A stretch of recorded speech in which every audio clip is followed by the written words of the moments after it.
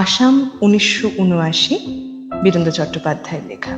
আমরা জানি বীরেন্দ্র চট্টোপাধ্যায় মানুষের পাশে থাকতে ভালোবাসতেন। মানুষের দুঃখ যন্ত্রণা তার কবিতার মধ্যে বারবার উঠে এসেছে।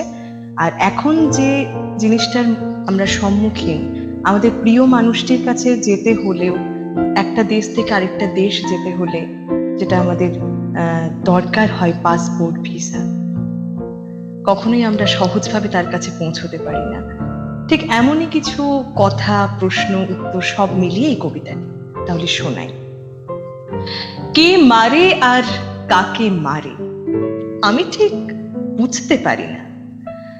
আমার কেমন ধাঁধা লাগে, কোনটা আমাদের স্বদেশ আর কাকেই বা বিদেশ বলে। কিছুকাল আগে আমি আমাদের রাজধানী গুয়াহাটিতে গিয়েছিলাম।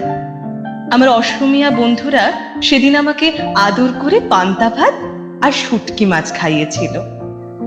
আমার ভাবতে কেমন লাগে, সেসব বন্ধুরা আজ কোথায় থাকে, কেমন আছে, তারা যে কেউ বেঁচে আছে।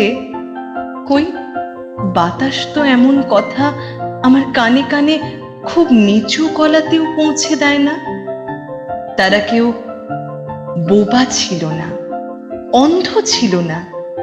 আমি আশা করেছিলাম তারা অন্তত প্রশ্ন করবে, কেন, কাকে? একজন নিরপরাধ মানুষের অপমানে তারা নিশ্চয়ই দরজায় খিল দিয়ে বসে থাকতে চাইবে না। হতে পারে সময় এখন খুবই দুঃসময়, কিন্তু মানুষ সবার উপরে মানুষ, এই বিশ্বাস নিয়েই তো এত দিন বড় হয়েছি। এবার কি তবে ছোট হবার পালা? পৃথিবী থেকে ভারতবর্ষ, ভারতবর্ষ থেকে আসাম, এবার কি আমাকে নতুন করে ভাবতে হবে? ভিসা, পাসপোর্ট, বিদেশ।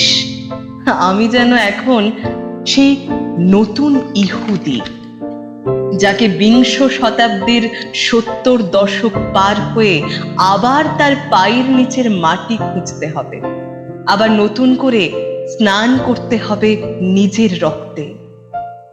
আমি কিছুই ঠিক বুঝতে পারি না। সবকিছু এখন আমার কেমন যেন ধাঁধার মতো মনে হয়। আর যদি কেউ আমাকে সামনে দাঁড় করিয়ে একটা সোজা প্রশ্ন করে, মানুষের প্রতি বিশ্বাস হারানো কি পাপ? আমি নিজেই জানি না আমি তার কি উত্তর দেব। আমি নিজেই জানি না আমার যদি কোনোদিন পশ্চিম বাংলার সীমান্ত পার হয়ে 10 পা পূবের দিকে হেঁটে যেতে হয়, সেদিন আমার প্রতিবেশী সৎ ভাইদের কাছ থেকে আমি কি কুশল সংবাদ জানতে চাইব?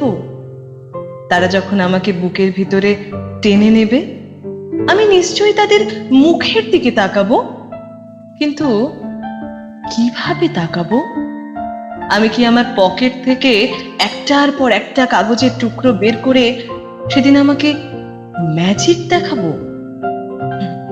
এই দেখো, আমার পাসপোর্ট, আমার ভিসা, কিন্তু আমি যে একজন মানুষ, তাদের মতোই একজন মানুষ।